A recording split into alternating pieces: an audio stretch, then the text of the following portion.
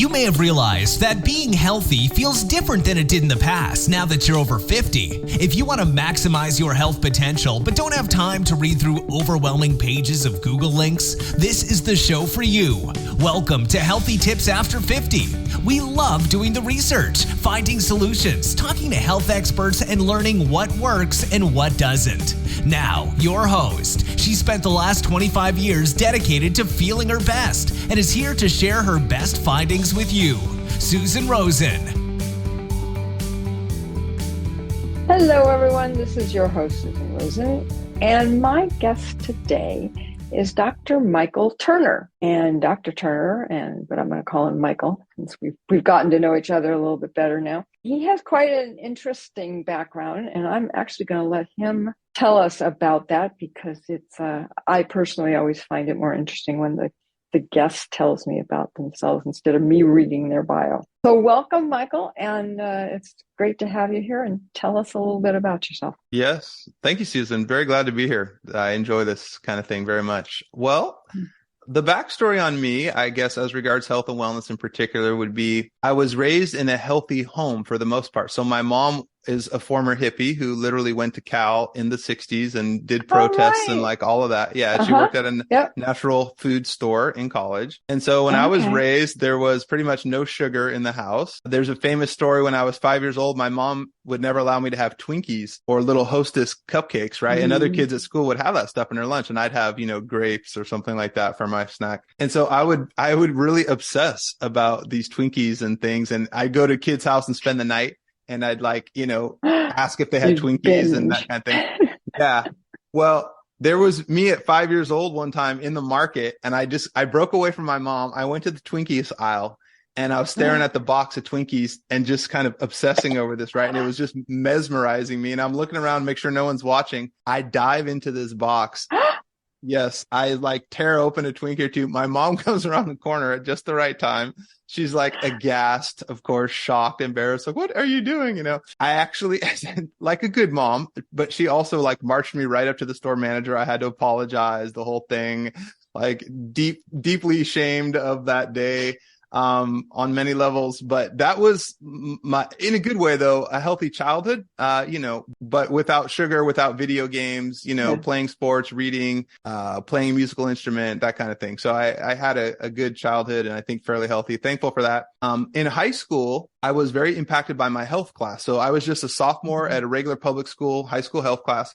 It was actually really impactful. And I remember one day we wrote down everything that we ate in a given day, and we had to write down the ingredients, right? And the grams of sugar, grams of fat. And it was pretty eye-opening because I said, oh my gosh, I'm drinking 2 chocolate milks at recess and then a Snickers bar that I buy in between class. And, and then I get home and I do this and that. But I add that all up. It's oh my gosh, look at all this sugar, look at all the saturated fat. Look at all these ingredients that I can't even pronounce. What is this stuff, Yeah.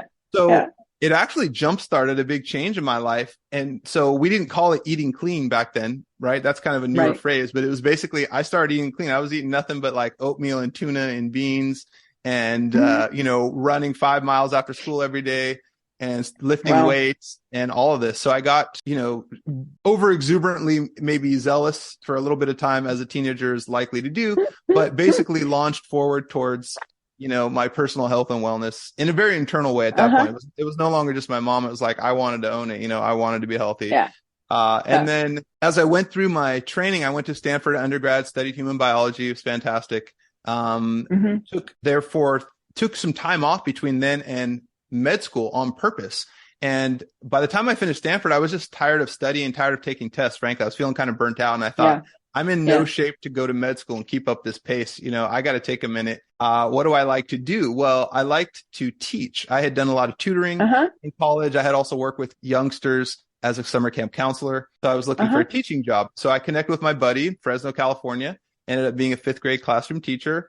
Went back. Yeah. And then came back to the Bay Area and taught 7th and 8th grade science. So that was very informative for me as well, because fast forward now to my medical career, I wear a hat of a teacher quite significantly, I would say, in what I do, very intentionally. I'm thinking if I can help the person understand their situation the same way that I do, then they'd be as informed, as motivated, as capable of taking care of themselves as I'd love to see them. So every time I'm involved with someone, I imagine it as a download of information to try to get them to see it the way I do so they can be motivated and informed to be their best self. So that's a bit about my background. I ended up going after the teaching time. I went on to medical school at Harvard. Fantastic experience. Wow. Around that time, got married, had a child, went off to residency at the Mayo Clinic, and then we adopted 4 kids. So that rounded out the family. Okay. And so, and onwards from there. Okay. That explains the 5. Okay. Yes. Having 5 of your own would be a little different. Yeah, it would pose a few challenges, right? So we were blessed to have 5 kids, but only have to deal with 1 pregnancy, let's just say, and so there you go. Yeah, we got off easy in some sense, definitely. Yeah, exactly. Well, that's that's neat. I think I think it's great when people are willing to take that on. Thank you. With other kids, It was a big leap. It was a big leap of faith, but I'm so glad we did it. It's very rewarding. In my mind, the most poignant part of it, the most emotion would be encapsulated by the idea of you imagine a family picture, right? And if you imagine this child's got no one to appear in that family picture and say, hey, this is my mom or this is my dad, this person's standing with me, right? Like there's just an empty space there, right? But then the fact that my face gets to show up now in that picture and this person can say, this is me and my dad, and I remember this moment and this day, right? So that encapsulates. I get to put my face in a few pictures and be that person, which is so obviously comforting to all of us as we're raised. Oh, yeah. No, absolutely. Absolutely. Yeah. And you can have such a big impact on future people. Yeah. They're just little people, really. Well, the one way to think about it, this is just, someone mentioned this to me recently, but they said, you should raise your children as if you are just raising future adults. You kind of have temporary stewardship over this future adult, right? Which is the truth of the matter, frankly. So it changes your perspective. Yeah. You're just temporarily shepherding this future adult and getting them off to a good start. Mm-hmm. Yeah, absolutely. Absolutely. And if you do a good job with it, then you'll be in their lives for the rest of their lives and vice versa, which is just, I don't know. There's a lot of people who don't have, and they spend a lot of the rest of their lives, kind of trying to recover from that, so you can pay it back. Yes. And there are other ways as well. Adoption is obviously phenomenal. It's not for everyone perhaps, but there's volunteering at school, right? There's volunteering to teach, coach Little League or do Girl Scouts or, any number of ways that young people will love to have someone who's just concerned come into their life. I think of my father, who was older, retired. He actually volunteered at a local public school in Santa Cruz to help with their reading program. So he went down and read to kindergartners or first graders, something like that, for an hour every day. And my dad loved to read aloud. He had a very theatrical voice and presence. And I thought it was just the coolest thing. And all the kids loved it, of course. Oh, yes, absolutely. Well, and that's one of those things I think that people don't think about, which is that if you have enthusiasm for something, then everyone around you will get enthusiastic about it too. It's just catching.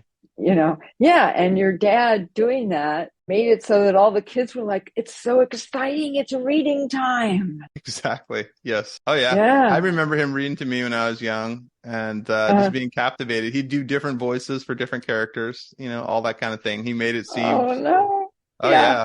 So engaging. Oh, that's great. I would beg to have him read to me at night. Mm-hmm. Oh, how fun. Yeah. How fun. Okay, well, let's talk about health stuff since that's what we're here for. Sure. Not that isn't, because that is a very big part of health, right? Sure. Yeah, absolutely. I mean, social connectedness and service, being connected to other people, feeling like you're putting something positive out into the world vis-a-vis your connections with other people. That's a healthy mindset to have and be able to try to hold on to. Yeah. Well, haven't they actually done studies? People when they're laughing or they're enthusiastic or enjoying things, and all of the good stuff gets real high. I never remember what it is. Absolutely. Yes. Yeah. So, for example, the study I read not too long ago, this is surprising. It was shocking in the strength of its conclusion. It was really something. They basically looked at what the effect was by smiling at someone. Okay. So if you just give them your best smile, right? Yeah. What's the effect on the receiving side? And they role played and they did some simulations and they gave people money and they saw happy they got after they gave them certain amounts of money. And basically, Uh-huh. here's the kicker. An earnest smile from someone on the receiving side was like receiving $23,000. Oh my God. That was the impact. Yes. That strong. Wow. Yes. Wow. Yeah. Isn't that something? And Yeah. so I've remembered that. And I've thought, I can give someone $23,000 worth of joy in just a split second if I can give them my sincere smile and just be engaged with them, right? Yeah, it's very true. It lights you up that much, neurologically speaking, on the inside, equivalent to that. That was really interesting. Another time I remember reading about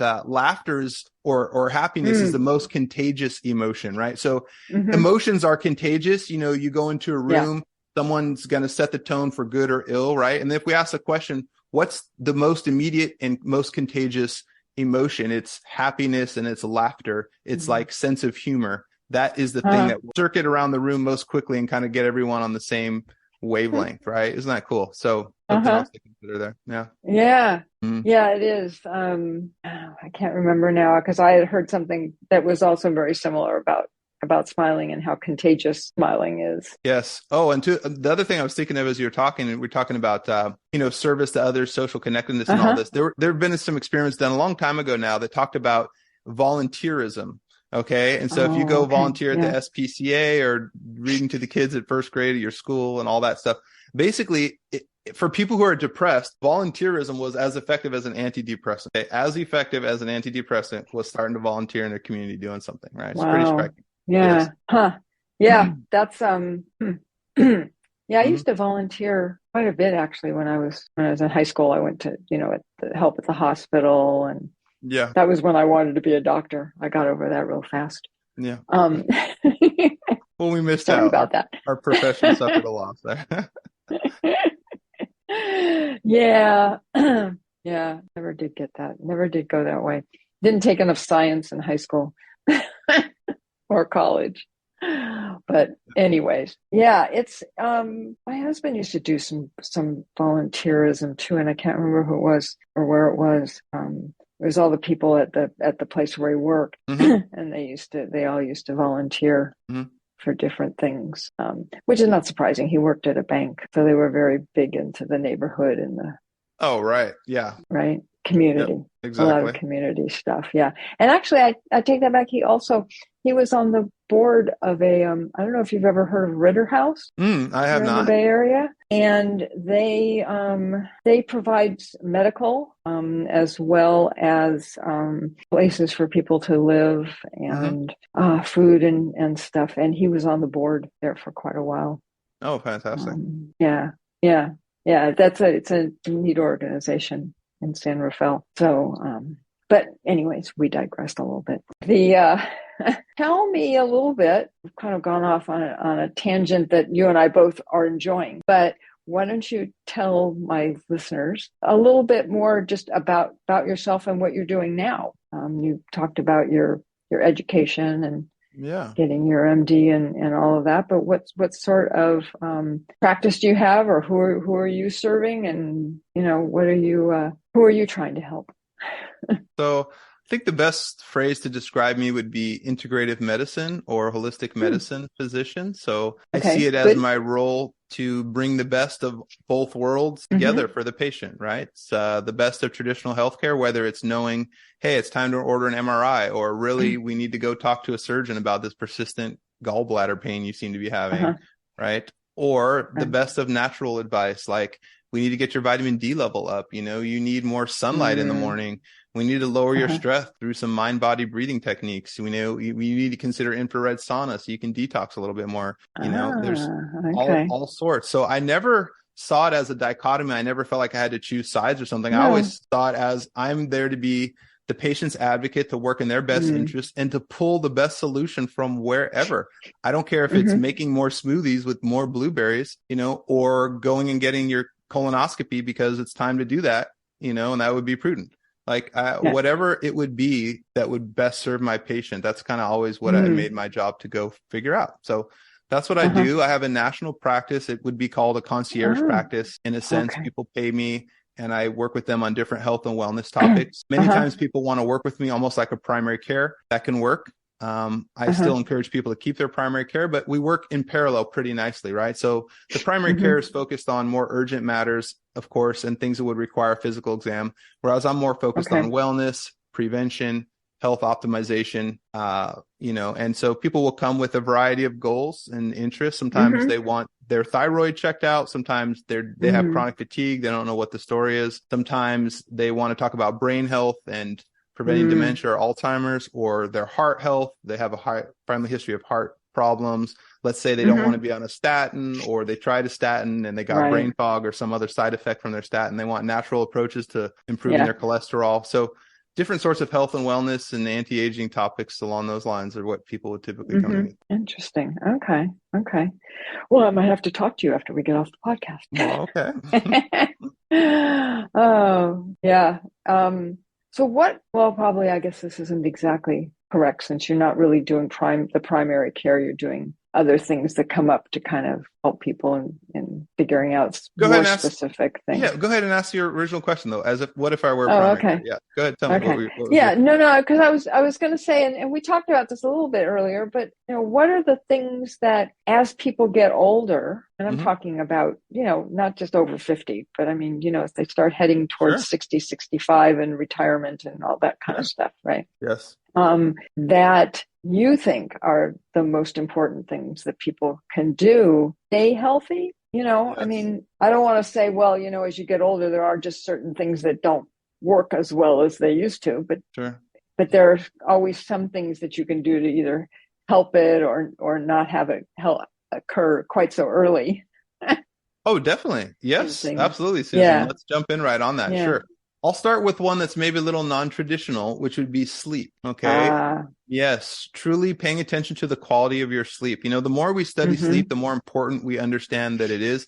And there are still a lot of mysteries to it that we're trying to unravel, right? But sleep obviously will affect things like your mental acuity the next day, your energy level the next day. But what some people don't understand is it affects things including hormonal cycling at night. So, for example, men, your testosterone level peaks about 8 a.m. And that's based on some hormonal cascades that occur over the night. If you have choppy, disturbed sleep, your morning testosterone level is much, much lower. Oh, interesting. Okay. In a similar way, your adrenal function peaks first thing in the morning. If you have choppy, disturbed sleep, your adrenal function's down the next morning. Adrenals being one of the two main hormonal systems involved in energy production. So people who typically have fatigue right away in the morning and onward, very oftentimes have subpar adrenal output. Also, sleep ends up being related to obesity, again, because of the way that certain hormones cycle, such as growth hormone. Growth hormone is accentuated during sleep, the initial stages of sleep. You get a big burst of growth hormone, and growth hormone has powerful fat burning properties. However, but it's only released during the deepest stages of sleep. So traditionally, we've had 4 stages of sleep, stage 4 being the deepest. That's when growth hormone is released. If you're getting minimal to no stage 4 sleep, which, by the way, as you get older, your stage 4 sleep proportion naturally starts to decline.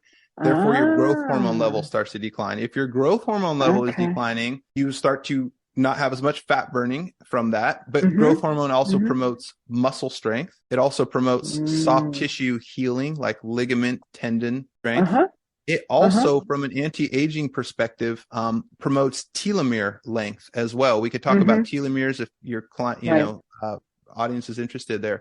So growth hormone is a huge anti-aging concept, which is why some people take growth hormone or things to try to boost their growth hormone. In fact, I just saw something on TV today when I was at the gym this morning. There was some attractive 30 or 40-year-old person talking about take this vial of something else, that's going to keep your growth hormone levels up. Right. So there's a lot of interest around that, but for good reason. But going back then, sleep, hugely overarching for all those. And many times I'll talk to patients and they'll kind of come to terms with really choppy sleep and just figure that it's normal, but it's really not. And it's definitely not optimal. Right. So I'll ask them, well, how's your sleep? They're like, well, I only get up 2-3 times a night, to use the bathroom. I use the bathroom 2-3 times a night. And then, my husband wakes up early at 4 or something. His alarm goes off. I just really don't fall asleep, after that. I'm like, golly, that's very choppy. That's, oh my gosh, your poor hormonal systems. How are those things going to recycle, during that time? Right. So, the pet in the bed that, is waking you up at night, and the dog, you got to get up in the middle of the night to walk, and, you going to the bathroom all the time. It's like, that is all interfering with your stages of sleep. You're not getting that rest you need.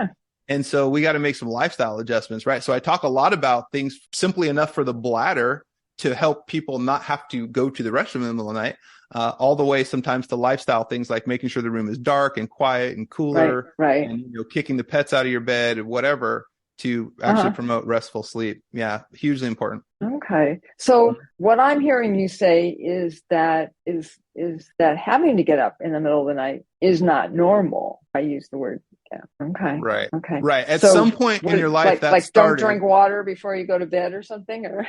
Right. So, I mean, if you remember, at some point in your life that started, but it didn't always used to be that way, right? I'm sure when you're in your college years or something, you didn't like get up in the middle of the night to, use the restroom, right? You probably slept soundly, woke up the next day. Maybe you were late for class because you were sleeping so hard, right? Like that's the zone. Well, I also wasn't sleeping as long. Well, true. Right. Sometimes when I was younger. Yeah, exactly. But on the point of view of the bladder, there are some lifestyle concepts like cutting down your water intake, obviously earlier before bed. For men, we try to get a hold of their prostate size, right? We try not to let that prostate get too enlarged because that'll promote incomplete bladder emptying. If you have incomplete emptying, then you're going to have more frequency over time to try to deal with a given volume, right? So we try to help the prostate shrink down. But in particular, I think what's been most effective is there's actually a certain medication we can give, which is a synthetic form of a hormone that naturally gets secreted every night from your brain. This is a pretty fascinating hormone called ADH.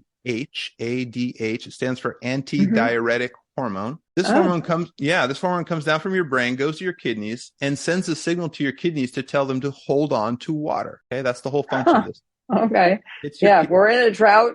Don't just hold on. We're in a drought. Hold on to this water. That's what it says. Exactly. Okay. So we can give people a supplemental dose of that ADH hormone at bedtime.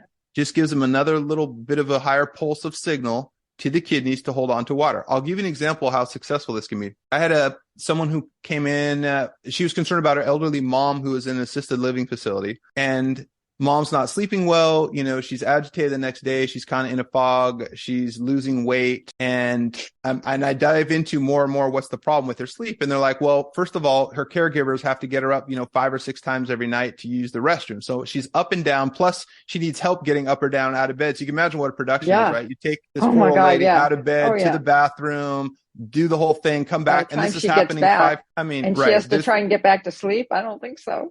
The poor woman. Right. So I said, we can solve this problem. We're going to be aggressive. We're going to solve this problem.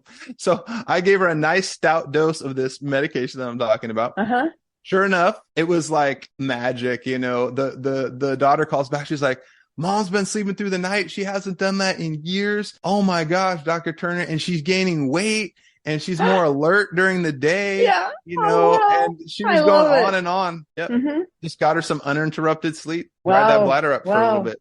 Yep. I may have to talk to you about that. It's a miracle for people in that kind of situation. It can be life-changing. Yeah. Well, and even now I'm definitely not at that. We'd be talking necessarily about my there are some nights where, you drink a glass of water before you go to bed or something. And then all of a sudden my problem is I get up, I get back, and then I can't get back to sleep. Right. My brain is just like, and it's always about shit that I shouldn't be thinking about in the first place. Right.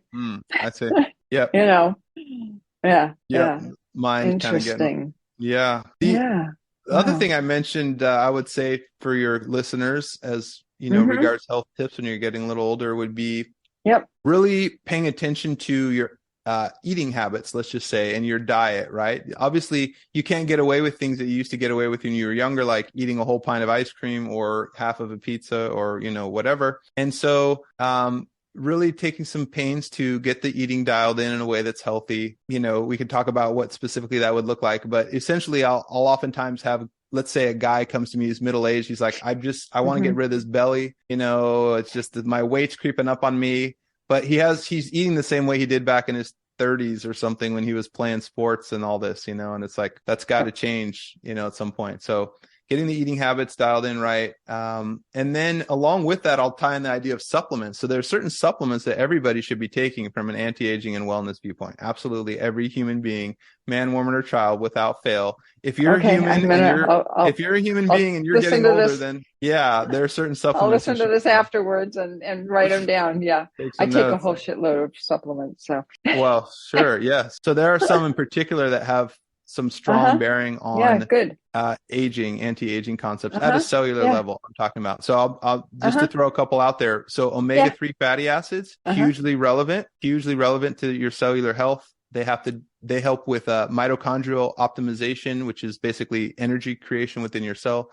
They also have a role to preserve the length of telomeres, which are these little caps on your DNA. So omega-3 fatty acids, hugely important from an anti-aging concept. Keeping your vitamin D level up, also likewise, hugely important. If you want to do something eye-opening, you can do a little search phrase on like vitamin D deficient mice. And they did these research studies where certain mice are genetically engineered, I believe, to have a non-functional vitamin D gene or something like that. And then they just took pictures of them at time points. And you can see the healthy vitamin D mouse and the one that will lack vitamin D, and the stark difference in aging and robustness of the animal. Pretty striking. So that's one for everybody. Simple, easy, inexpensive. And you should get your vitamin D level checked, by the way. It's something you should know, almost like your blood pressure or your blood sugar. It should just be one of those primary care labs. You should know what your vitamin D level is. Vitamin D's got profound anti-cancer properties, for example, profound immune stimulating properties, besides what we know that it does for bone health and muscle strength as well. Really Can you take too much vitamin D? It's hard to do that. So, theoretically, yes, but it's hard to do that. Good. If you didn't have a blood level check, the average person is going to be perfectly safe to start anywhere from 4,000 to 6,000 units once a day. That is perfectly safe. That will not ever overdose anybody. Okay. If you have your level checked and you end up drifting maybe too high, there's adjustments that can be done, but most people are much more on the level of too low than too high, by and large. One other supplement that's excellent for aging, by the way, would be called Go-To Cola. A lot of people haven't heard of that. Yes, I've heard of it. I haven't taken it. Pretty interesting. Yeah, Go-To Cola, Gotukola. A little leafy plant, almost looks like a lily pad in my mind, but it comes out of Southeast Asia. And from what I understand, the villagers and people would notice that these elephants that were grazing in this certain area were more healthy than the other elephant herds. Okay. And this is where this stuff was growing. And that began the process of them thinking that this was healthy, which involved incorporating it into their folk herbal medicine, which then fast forward to present time became us, studying it and trying to understand. And turns out Go-To Cola has got some profoundly helpful properties for memory, for the brain, but as far as aging, towards the line of helping your telomeres stay long. So it helps promote telomere length, which is a really important concept. That's one of my key anti-aging formulas. Okay. I have read about it, but I haven't actually tried that one. Oh yeah. Yeah, phenomenal. I have it in my medicine cabinet. I don't fail on that. And lastly, I would say helpful concept for your listeners, besides the sleep, besides really trying to get the eating right and the supplements, would be exercise, of course. The single most important anti-aging thing that you can do is exercise, bar none. If you just have to pick one thing, it's more important than a low sugar diet. Okay, it's more important than an anti-inflammatory diet. It's more important than sleep, although, it pains me to say that, right? It's more important than taking these supplements. It's more important than staying away from McDonald's. If there's just one thing and all you can do is pick one thing, it's actually consistent exercise is the most overall super potent intervention for healthy aging. And there's multiple reasons for that, but obviously things like heart and lungs, obviously things like strength of bones, strength of muscles, but sometimes things that people don't always consider, like brain. Your brain function actually is improved when you exercise in the immediate aftermath. So, interesting. Yes, a lot of people don't realize this. There have been studies done. Well, they'll take people and show them 20 random names and faces, let's just say, and you have to try to remember these and match them. Good luck. Yeah. And then they'll take half the group and just have them sit in a chair and look out the window and just relax, right? And the other half they put on a stationary bike at a moderate pace, okay? And then they bring them back after 20 minutes and retest them. what happens? Well, voila, the people who are exercising have better recall. Okay. And then they drew blood samples to figure out, was there any detectable difference in their blood? What were we seeing? Right. And it turns out that there's this molecule called BDNF, Barry David. F, yes. Yeah. Nancy Fred, BDNF. If your listeners have heard of that, it's worth understanding. Basically, you want more BDNF in your life, okay? The more BDNF, the better. And exercise creates a big release of BDNF in your brain, which literally strengthens the connections between neurons, makes your neurons more plump, and strengthens neural connections. And so that boost of BDNF ends up in, for example, better recall or better higher functioning in general. Yeah. Wow. I think I better start taking a whole huge thing of BDNF a couple times a day. I could use that help. That really helpful molecule. Yeah, actually it's in, I think I shouldn't be doing this in the middle of my podcast, but I think I have it in here. I could have sworn. Oh, there's Go-To Cola in this. Didn't even know I was taking it. Neurofactor fruit. I don't have my glasses on. Fruit extract. No, that's not it. I could have sworn they had BDNF in here. Nope, guess not. Yeah. I've never heard it being available as a supplement, actually. It's a molecule in your brain. It stands for brain-derived neurotrophic factor. Yeah. But I've never heard that they've been able to, synthesize it and have you take it as a capsule. I'm open to that idea. Just never heard of that so far. So typically it's more, things that you can take that would promote BDNF release, for example, or lifestyle interventions like exercising, which directly promotes BDNF. Okay. Are there any particular, it's not even just types of exercise, but like, in other words, is it exercise that you need to get your heart rate up? Is it time? Is it a time period? Is it what are you looking for in doing exercise? Good point. Well, I'll answer it in two ways. So the specifics of that study with BDNF and recall and stuff and brain health, that was cardiovascular. That was getting your heart rate up to a degree and keeping it there, let's say for 15, 20 minutes, okay. Not exhausting yourself on the exercise bike, but just kind of steady pace, let's just say, like a brisk walk, something like that. Okay. But more generally, talking about exercise, I would say there are different parameters of exercise, right? Like strength and balance and flexibility and cardiovascular and coordination or agility, right? So something that would pull those all together is really the best long-term option if you can pull that together. So I'll give you an example. Yoga. Yoga is my all-time favorite exercise because it does everything. You've got strength, you've got flexibility, you've got balance. You even have breathing and staying calm and some mind-body focus to it, right? And then you have a little bit of cardiovascular depending on how intense it gets, but you can do hot yoga and some other things to actually get your heart rate up. So it's perhaps the only exercise I know that does all those so easily, so well with no equipment from the comfort of your home in a 10 by 10 square space, right? Pretty amazing. But beyond that, there are options.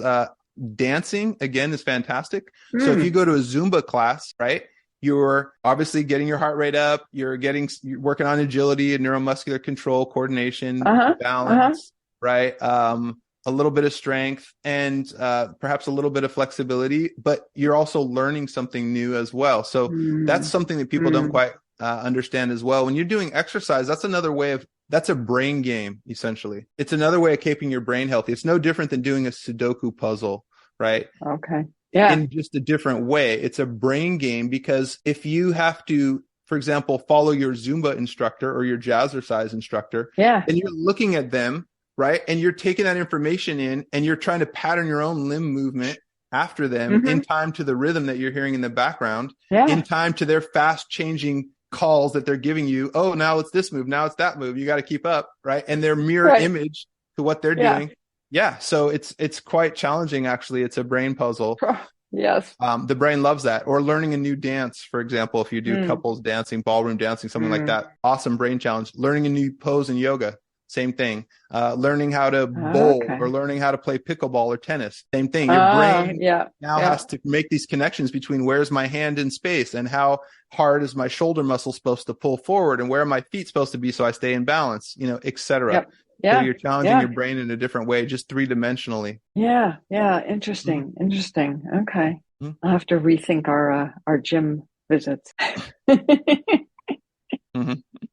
or at least mine, because I always do the same thing, Ah, right. I see. Yeah. weights and walk, fast walking and all that kind of stuff. Yeah. Yeah. Variety is good. And then, yeah, you can think of those, 5 different parameters there of the exercise, Right. trying to pull in some Yeah. things there. And we talked about this earlier too, Susan, off camera before we got started. But my key concept with exercise is that it needs to feel fun. That's the first thing I tell people. That's ground rule number one, is it needs to feel fun. Yes, right. because then you're going to keep with it. Otherwise you're just working off of willpower, and you're going to kind of wind down. Never lasts. Right. Yeah. The phrase that I use for people is adult recess. Okay. It needs to feel like adult recess, right? So if you harken back to elementary school and we had recess, that was fun. The teacher didn't have to tell you, make sure you run around and make sure you get your energy out, make sure you do, it's like the bell rang, you were sprinting out of the class to go play Foursquare or play tag or do whatever. And it was fun. And nobody had to tell you to go be active, right? Mm-hmm. That's how it should feel with whatever you engage with. It should feel like adult recess. Like, hey, I don't have to answer my cell phone. I don't have to do anything. I'm not responsible for anybody else. This is my free form time to have fun with my body in some way that's going to be really good and satisfying. That's the concept you're aiming for. Okay. Mm-hmm. I'll have to rethink this. It needs to feel like adult recess. Yep.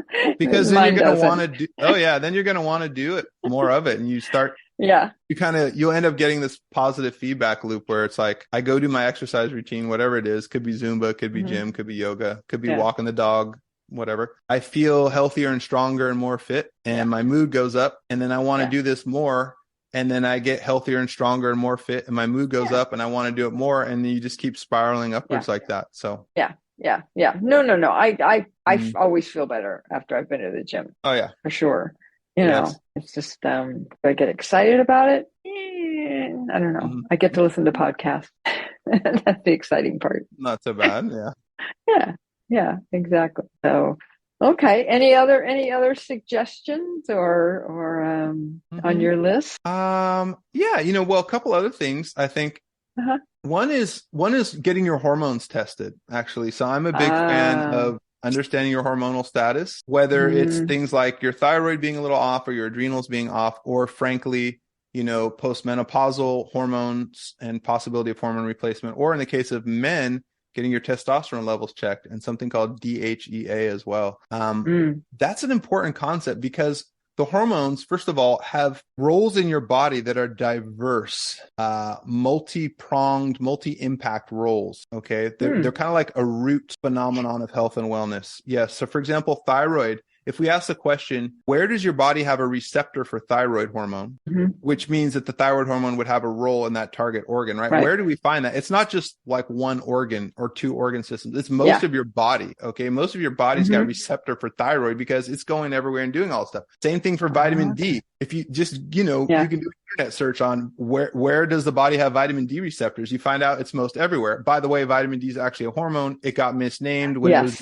when it was, correct. When it was discovered in the 20s or whatever, we thought it was a vitamin. It's really a hormone. Yes. So same thing. Hormone D receptors for that are pretty much everywhere. They're ubiquitous. When we consider that, and then we consider that slowly hormone levels decline over time, you could think of it as simply the aging process of the ovaries, for example, or the aging process of the thyroid gland or whatever. Well, then it comes down really to a philosophical question, right? So we can sit there and we can say to this, let's say 70-year-old guy, well, you're feeling tired, you're slower, you've gained some weight, you're not as sharp mentally. Yeah, you're hunched over more. You're hunched over, you don't have any motivation to exercise, you don't have any sex drive, and you're feeling just kind of blah. And your testosterone's basically normal for a 70-year-old guy, so it is what it is. It's the aging process. But in my mind, that's the laziest way to think about it, and the least helpful for the patient, right? So what if we said, hey, this may be normal for a 70-year-old, granted, but maybe you don't have to feel this crummy exactly. Like maybe you could feel better than that, So what if we just turn back time a little bit and perked up your body with the level of hormones that you had when you were 35? Let's just say, how much different might you feel? You used to have that level of hormone in your body, right? And here's the other interesting thing. I'll just use example of men. A guy's testosterone requirement at 70 is the same as his testosterone requirement at 40 or 20 or whatever. It's the same. Interesting. It's the same because it's based on your stature. It's based on your height, your basic bone structure, your weight, right? And the fact that you're a male. So your three-dimensional structure plus your male gender equals a certain amount of testosterone that's going to fuel the machine, let's just say. Okay. That need never changes, but it's just your body's output does change, right? So when we restore that back to a more youthful level, it's amazing the benefit that people feel. And yeah, that's a striking anti-aging intervention, really, is hormone replacement. I'm a big fan of it. There's only a small reasons not to do it that are few and far between. So I'd say by and large, if we had to paint with a broad brush, most people should strongly consider it, getting their levels tested and doing it under some supervision. Yeah. Yeah. Interesting. Yeah. I know I did some of it actually for a while. In my 50s, I guess it was my late 40s, early 50s. And then it just kind of, didn't quite feel right. So not that I wasn't feeling as good, as when I had first started it. And so I kind of stopped it. Yeah. Interesting.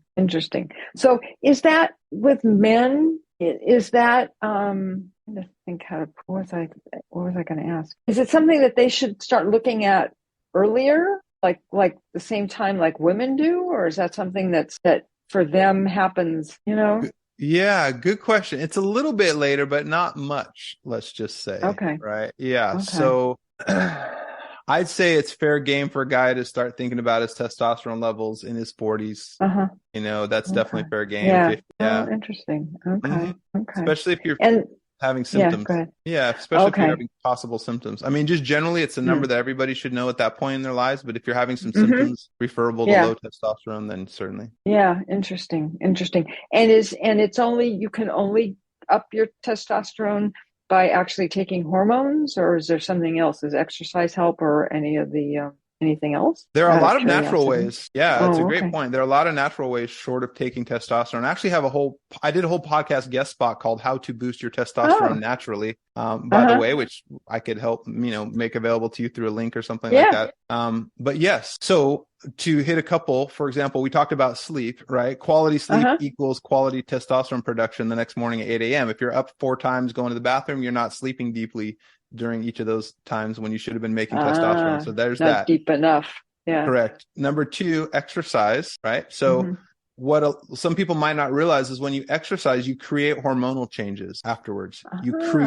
You stimulate, you induce the creation of a new surge of certain hormones. For example, growth hormone goes up after you exercise. Oh, okay. Yes, to a greater degree in response to more intense exercise. But when you exercise, you're going to have a burst of growth hormone shoot through your body for several hours afterwards. Same thing with testosterone, assuming you're not over exercising. But yes, if you do some strength training, you will get a burst of testosterone. So we get guys sleeping, we get guys doing some consistent strength training. This is more along the lines of like lifting weights and lifting heavier weights, not light stuff sitting at a machine, but more, kettlebells or dumbbells or swinging ropes or, flipping over a tire or snatching an Olympic weight above your head, something like that. More aggressive, full body type movements. So that's something natural that'll help bring up the testosterone. And then there are certain herbs and supplements that can do this as well to a degree. Things like maca, M-A-C-A. You guys might have heard of that. There's an herb called tribulus that's used sometimes. Ginseng.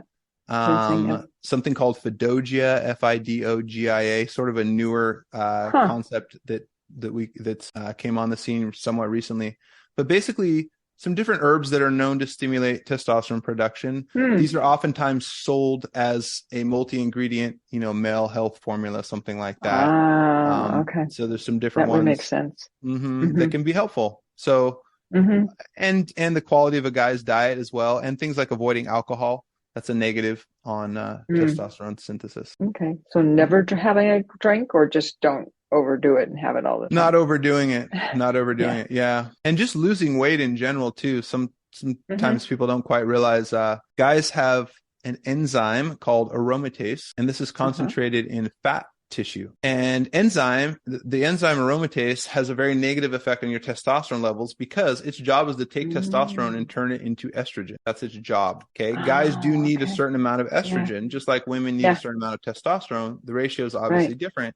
aromatase enzyme is how guys make estrogen for the most part. We take our circulating pool of testosterone, we siphon off a portion of it with this enzyme, we create estrogen. The enzyme is concentrated in your fat cells, meaning as you gain fat mass, you are having higher levels of this enzyme. Your estrogen levels will rise and your testosterone levels will drop just based on being overweight.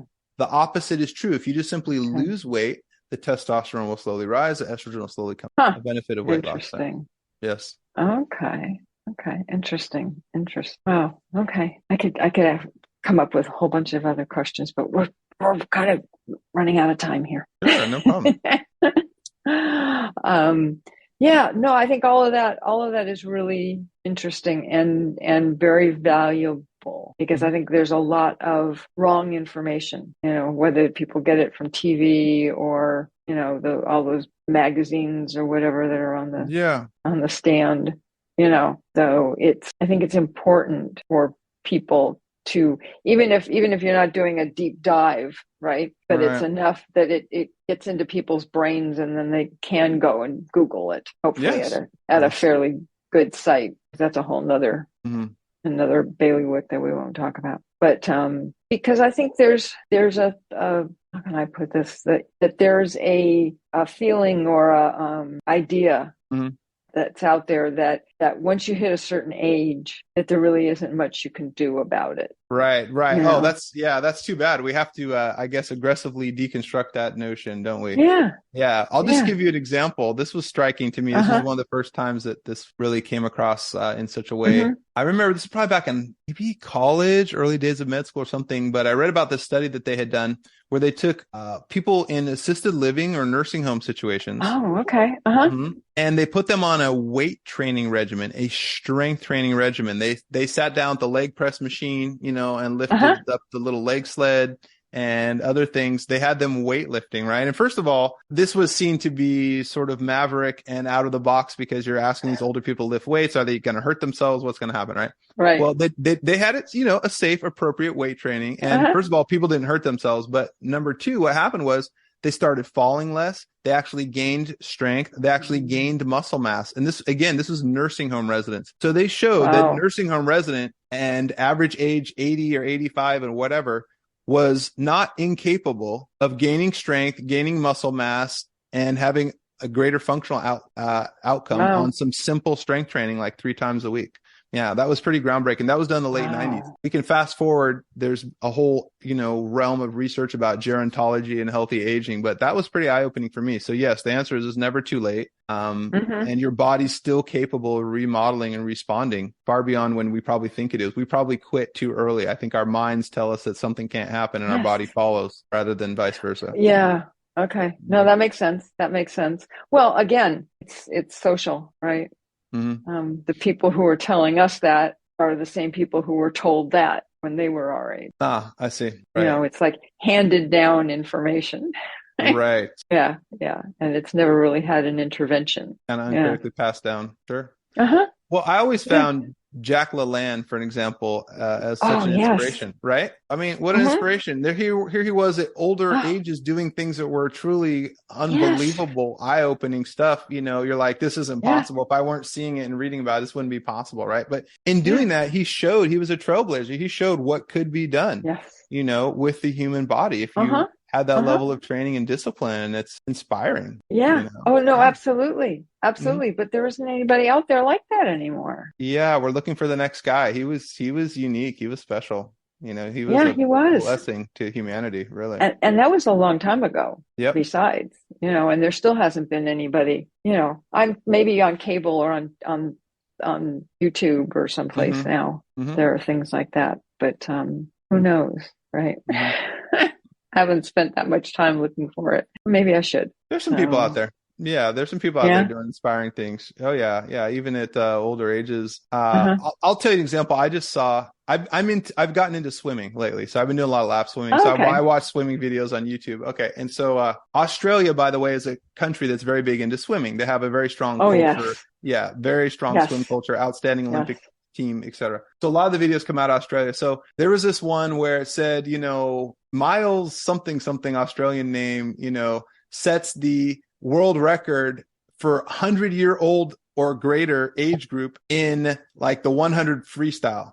Okay. And I'm watching this guy. He's got his little yellow swim cap up. He steps up to the block to dive in the pool. I'm like, oh my God. First of all, he's 100 and he's ambling up on this block and like crouching down the whole thing, right? Boom. The gun goes off. He actually jumps, okay, lands, and just takes off, and he's doing a stroke. Yeah. And I'm just truly inspired and shocked. He's up and down the pool. He has a decent time, even for someone, let's say, who's a regular swimmer of average age 40, 50, like that's decent. And of course it was world record if you're over 100. I mean, it was amazing. Yeah. Talk about inspiring. He came back and I said to myself, oh my God, I can't believe I saw that. 100-year-old guy jump in the pool and go that fast back and forth. I wouldn't have thought it was possible, honestly, until you see it done like that. Yeah. So. Yeah. Mm-hmm. Yeah. Interesting. Yeah. Interesting. Well, on that note, we'll both hope that we are that spry at 100. Yep. For sure. And it probably, we're coming up on an hour. We probably should cut this off. Otherwise, we go too much more. I'll have to make it into 2 podcasts. Be better to just do a second one. Anyways, so I will wrap this up. It's always so funny to say this when I have a doctor that I'm talking to. Anyways, first off, let me say that this is not medical advice. I'm not a doctor. He's a doctor, but it doesn't count for a podcast. And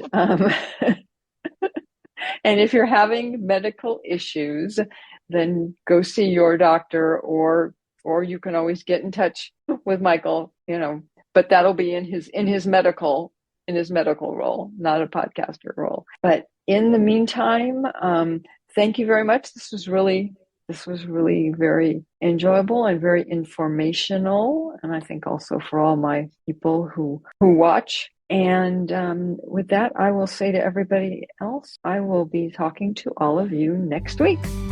This has been Healthy Tips After 50 with Susan Rosen.